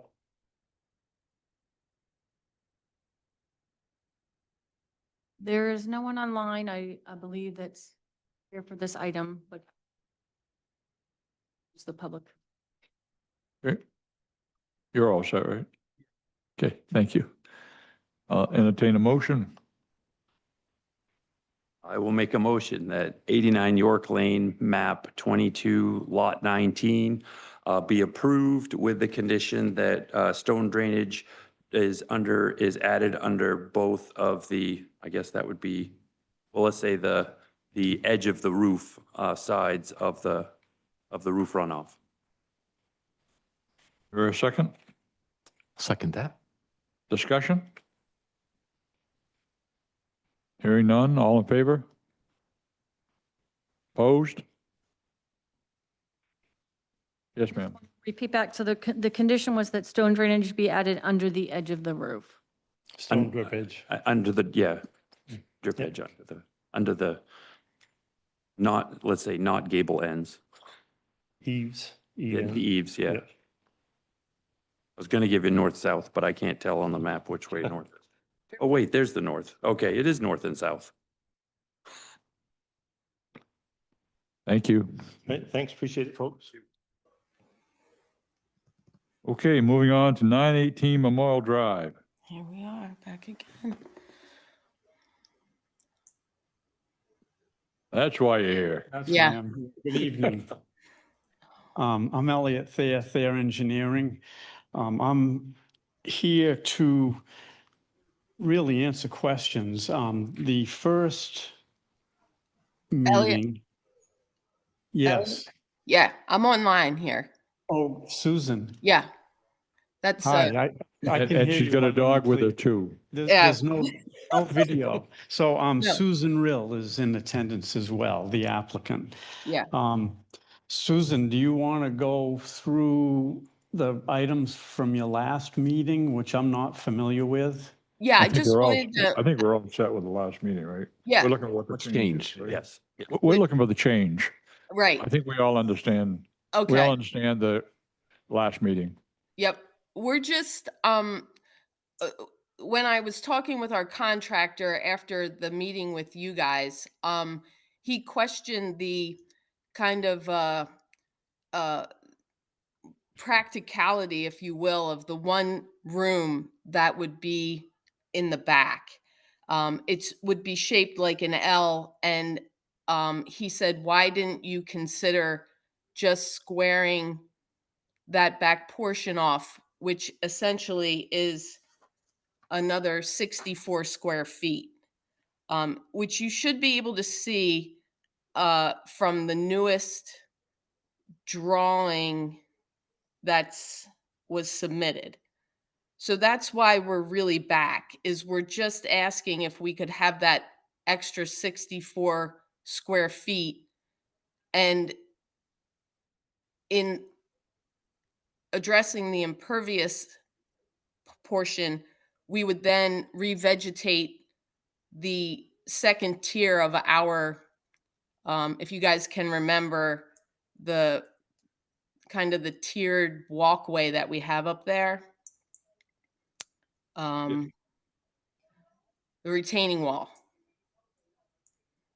With a turnout, Say that again? The second one down. Yeah, Two. just the second one down. second one down, okay. Yep, I- which we which see is it. actually, sorry, go ahead. We see it, thank you. Yep. So we actually are going to reduce the amount of impervious from what it is now.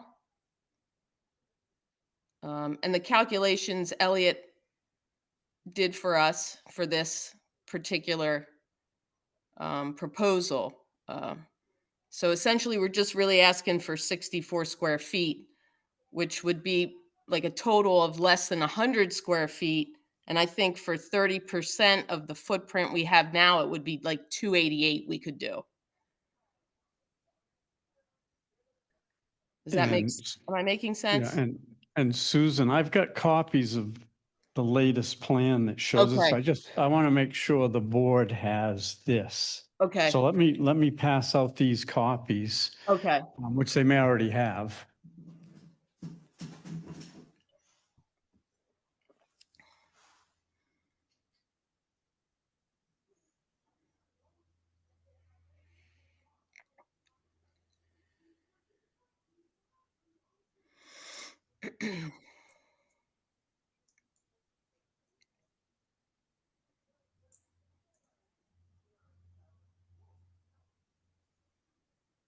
That's what this is right here. And this is just, that's,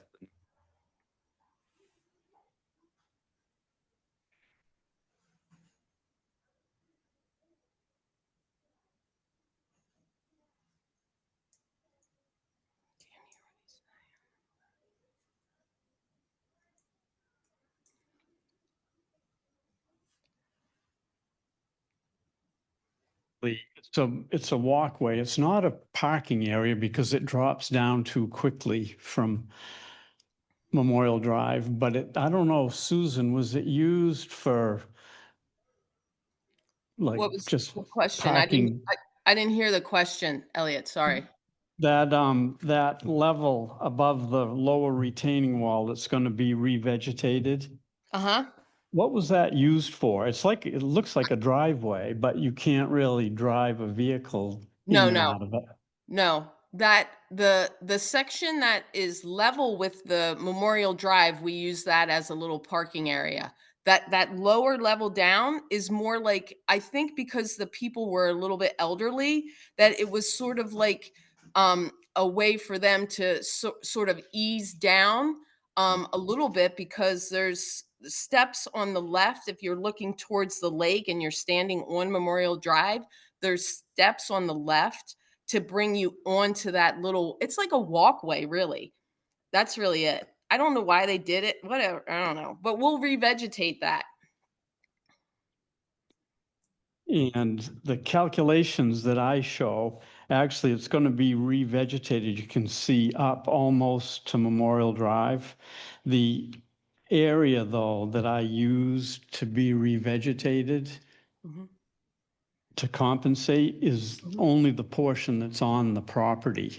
So you can see the right-of-way line of Memorial Drive cuts right through that area. And even though we're showing some revegetation of that area that goes into Memorial Drive, that's not counted in the calculations. Just wanted to make that clear. So it's the portion that's on Susan and Robin's property that I'm using in the calculations. Actually a good move because of the water coming off the road. Yeah. And otherwise it would just run down through there. So that's an excellent idea. Even an improvement as well. And then we can quickly go through, I've got this, a cover letter. I wasn't involved with was it the July 23rd meeting? But Susan has filled me in on what was talked about that night. I've quickly just gone through, though, the questions that were raised at the July 9th meeting.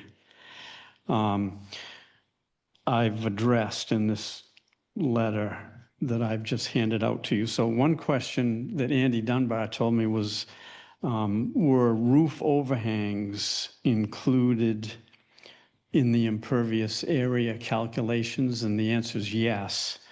And so I've got in that third paragraph down, existing roof overhangs have been measured, and they vary from 0.8 feet to 0.9 feet on the cottage, and the garage roof from 0.7 to 0.8. So all of my existing impervious area calculations include the roof overhangs.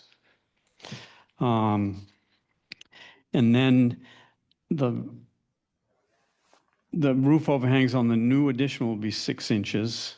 And so those are also included in the impervious area calculations. Then the last paragraph on the first page, just clarifying what's going to be done to reduce the impervious area to less than what it is now. The existing deck on the road side of the cottage that wraps around from the north side to the roadside and is shown on the site plan. That portion of the deck is going to be removed, so that's a reduction. And then the other reduction is what we talked about, that walkway up above to be revegetated.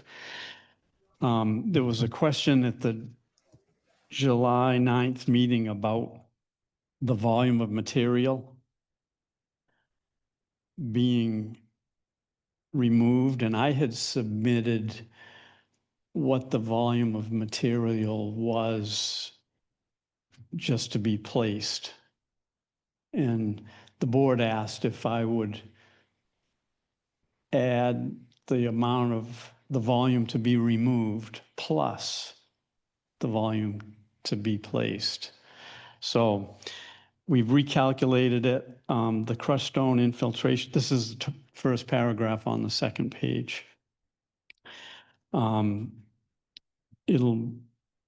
It's recalculated to include what's being removed plus what's being brought in. And the crushed stone infiltration trench is now slightly deeper to allow 6 inches between the bottom of the cottage and the top of the crushed stone. And I've got that detail on the plan. So we're now, the volume of crushed stone to be placed in the crushed stone infiltration trench and under the addition for drainage and foundation will be 7.9 cubic yards. But in order to put that in and to have that 6 inches of freeboard, we're removing about 10 cubic yards. So the total earth moving is 17.9 cubic yards. And then I think you've been on the site since the trees were removed.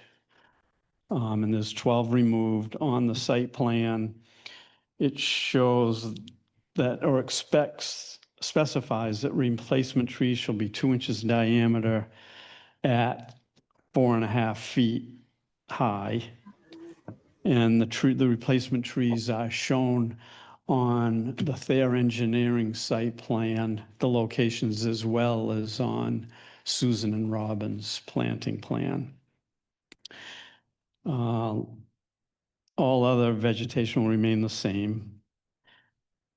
And you saw the erosion control mix berm probably when you were out there, and that's been modified. And I'm using that detail now for all projects. I always have liked the Sorry, Elliot. Sorry to Yes. interrupt. Yeah, sorry to interrupt. This is the stuff that they did already approve. So I'm not Okay. sure. Yeah, I don't know if sorry, I just don't know if they need to. Okay, all right. Well, hear it that's in my again. cover letter here. Yeah. And then, and that's it. That was everything I wanted to go over, Susan. We appreciate the fact you've adopted that. Yeah. I Okay, can- questions, Don? Don? Eddie? Greg? So based on the packet letter we got from Dawn, it says the existing structure is 998 square feet. Based on your proposed plan, doing just rough math, you're adding 120 square feet. No. Nope. So we're adding, the first proposal was to add 30 square feet, 32. And this proposal is for 64. The original was 960. Oh, he was taking the footprint, not the square footage. I have that number in here too. Yeah, I was looking for one simple set of numbers because, I mean, we're allowed up to 30% expansion from the existing, not what we've approved or discussed, just from the existing structure from 91. you know, we're going to assume this property hadn't been expanded on. We didn't have any records to show otherwise. So we're going to say you have 30% expansion. We just need that number for the record. Oh, It's not gotcha. going to, you're well under the 30% expansion limit, but if Yes. somebody down the road wanted to expand, this counts towards that 30% expansion. And if the I understand. existing structure is 998, that's the number we need. We need to know what it was before you did anything and what Yes. it's going to be when you get done. That's not for the impervious cover. So I know there's two different calculations here. So Yeah. this is just for the expansion of the structure. Susan, can I present that? Sure. Okay, my calculations of the existing footprint is 1,287 square feet. That counts the additions to be removed on the Memorial Drive side. When the new addition is put on, the total will be 1,352 square feet. That's a 5.1% increase.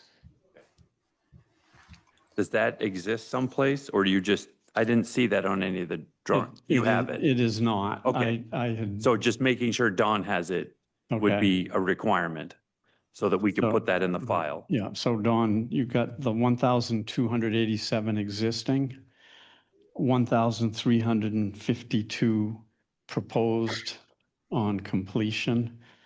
That's a 5.1% increase. Yep. Brent? And on impervious, just confirming, the total proposed now is 1767, and what exists on the ground right now is 1841. The 1841 is not what we approved last time around, correct? Correct. It's what's on the ground. Thank you. Yeah. These are all latest, updated, accurate numbers. Thank you. No further questions. Assume no other questions, I'll entertain a motion. I will make a motion. Did we already approve this one as complete? No. We did last time, but this is new. Originally, But Do it this again. is an addition. Do we need to do it again? not technically, it's just an updated. Okay, so we won't do it again. We're going to move towards a motion. Yes, please. Just wanted to check. Thank you. Make a motion that applicant 918 Memorial Drive, map 47, lot 22, be approved with the condition that Dawn has a complete copy outlining specifically the existing square footage and the proposed expansion square footage. As listed for the record, it was from Elliott Thayer was 1280 for existing, 1352 for proposed, but Dawn's going to get those numbers from Elliott or from the applicant before a permit gets issued, just to make sure we have them for the file. Where's second? I'll second. Brent, second. Discussion? All in favor? All opposed? Mr. Chairman, I apologize. We technically asked for public input. There's, Joe is here. Any public input? Okay, thank you. Motion carried. Thank you for straightening it out. Thank you. Thank you. Have a you. good night. Thank you. Just, yes, go ahead. No, I just didn't know if we were saying thank you or no. Thank you. Thank you. Thank you. Thank you. Thank you. You're welcome. Good night. Good night. Good night, night. guys. Good night. So, Mr. Chairman, based on our guidelines, we are not allowed to conduct additional business. So Before you go there, just a point of order. Procedurally, what I've always done, and I don't mean to step on anybody's toes, but once a motion's made, I expect a second. If there's no second, there is no motion. That said, the steps I like to follow is motion, second, and then discussion. So I don't mean to step on anybody's toes, but I want you all to understand that's how I run the show. And I don't mean to, no, that's a good procedure, because if one of us is way off track and nobody agrees with them, nobody's going to second it. So, I mean, technically, Robert's rules, there is no discussion if there is no motion. And it makes sense. it's true. Okay, I'll entertain a motion to adjourn now that you're all, I will make a motion to Get up. adjourn. Second. Made by Greg, seconded by Brent. All in favor? Yes. We are adjourned. Let's get the AC on.